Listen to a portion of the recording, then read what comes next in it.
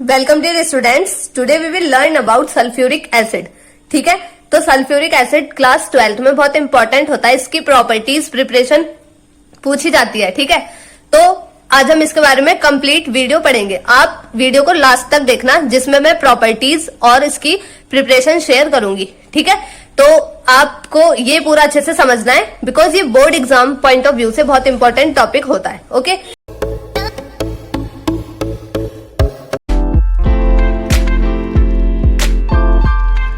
सो हम स्टार्ट करते हैं अपनी वीडियो। तो सल्फ्यूरिक एसिड जिसका फॉर्मूला होता है H2SO4। ठीक है, इसकी जो प्रिपरेशन होती है, उसके लिए जो प्रोसेस हम यूज करते हैं, उस प्रोसेस का नाम है कॉन्टैक्ट प्रोसेस। ठीक है, इस कॉन्टैक्ट प्रोसेस की क्या प्रॉपर्टीज है? ये 4 स्टेप प्रोसेस होता है। इसमें H2SO4 प्रिपेयर होता है कमर्शियली और इंडस्ट्रियली। ठीक है, मतलब कमर्शियल यूज के लिए भी हम H2SO4 यूज करते हैं। ठीक है, बनाते हैं, प्रिपरेशन करते हैं इस प्रोसेस के थ्रू, और इंडस्ट्रियल लेवल पे भी इस प्रोसेस के थ्रू ही H2SO4 को प्रिपेयर किया जाता है। ठीक है, तो इसमें 4 स्टेप्स है, तो उन स्टेप्स के बारे में पढ़ेंगे। तो जो स्टेप 1 है, उसमें क्या है? जो सल्फर है वो रिएक्ट करता है ऑक्सीजन के साथ और SO2 गिव करता है, मतलब SO2 प्रोड्यूस करता है। ठीक है, तो हमेशा आपको पता है ऑक्सीजन की जब हम रिएक्शन करवाते हैं तो उसमें हम O2 ही लिखते हैं। ठीक है, तो O2 और SO2 मिक्स होते हैं। ठीक है, हमें SO2 मिलता है, सल्फर और O2 हमारा जो है रिएक्शन करते हैं और SO2 मिलता है। तो सल्फर के लिए S प्लस O2 रिएक्शन करेगा O2 and gives out SO2, जैसे हमारे फर्स्ट स्टेप में बोला गया है। ओके, जो सेकंड स्टेप है उसमें बोला है जो SO2 अभी प्रोड्यूस हुआ वो रिएक्ट करेगा O2 ऑक्सीजन के साथ V2O5 की प्रेजेंस में। ठीक है, इसके लिए एक कंडीशन है लो टेम्परेचर, टेम्परेचर लो होना चाहिए। ठीक है, और क्या प्रोड्यूस हो जाएगा? SO3। तो SO2 जो ये फॉर्म हुआ स्टेप 1 में, वो रिएक्शन करेगा O2 के साथ, किसकी प्रेजेंस में? प्रेजेंस होगी V2O5 और लो टेम्परेचर। ओके, और जो हमारा प्रोडक्ट फॉर्म होगा वो होगा SO3। राइट? ठीक है, अब हम बढ़ते हैं अपने नेक्स्ट स्टेप की साइड, जो है स्टेप 3, जिसमें है जो अब ये SO3 फॉर्म हुआ, ये 1 और 2 ड्रॉप्स H2SO4।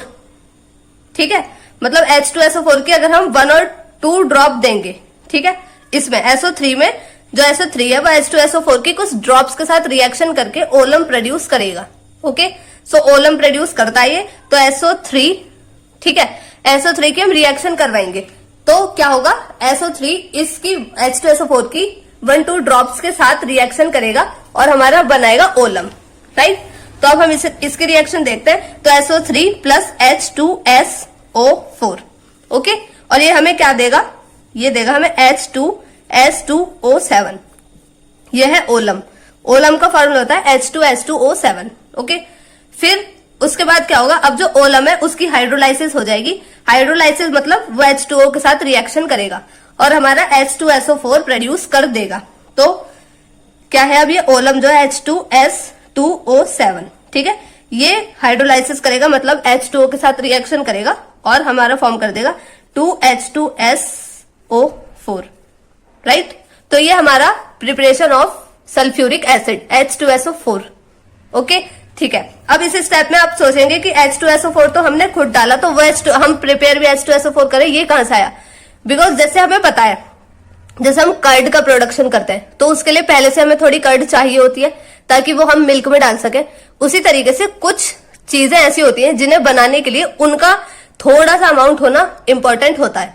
ठीक है, तो इसी तरीके से ये सल्फ्यूरिक एसिड भी है, जैसे एक कर्ड है। ओके, सो ये इसकी प्रिपरेशन है। अब हम पढ़ेंगे इसकी प्रॉपर्टीज।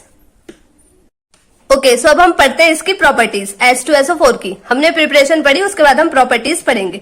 तो सबसे पहली बात, आप सभी को पता है कि H2SO4 एक स्ट्रॉन्ग एसिड होता है। ओके, ये एक डिहाइड्रेटिंग एजेंट भी होता है। ठीक है, H2SO4 को हम डिहाइड्रेटिंग एजेंट भी बोलते हैं, मतलब जो वाटर को रिमूव करता है। डिहाइड्रेशन मतलब वाटर का रिमूव होना, तो H2SO4 होगा अगर, तो वाटर रिमूव हो जाएगा। ओके, सो ये डायबेसिक होता है। अब डायबेसिक से क्या मतलब है? मतलब जब हम इसकी रिएक्शन करवा रहे हैं, मतलब अगर हम इसे इसमें हमने वाटर डाला, ठीक है, अगर हमने इसे एक्वस कंडीशन में इसे रखा H2SO4 को, तो वो H प्लस आयन रिलीज करेगा। क्यों? क्योंकि वो एक एसिड है। सिंपल, H प्लस रिमूव हो गया, अगर एक H रिमूव हो गया तो ये क्या बचा? HSO4, जिसकी डिसोसिएशन कांस्टेंट है Ka1।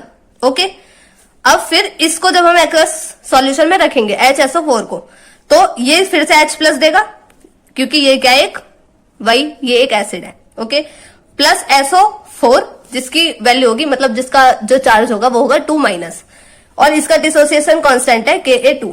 अब सबसे ज्यादा ये क्वेश्चन पूछा जाता है क्लास 11th में स्पेशली, कि Ka1 का जो डिसोसिएशन कांस्टेंट है वो ज्यादा क्यों होता है Ka2 से, बिकॉज जो H2SO4 है उसका डिसोसिएशन इजी होता है HSO4 से, इसीलिए जो हमेशा Ka1 है वो बहुत ज्यादा वैल्यू होती है उसकी Ka2 से।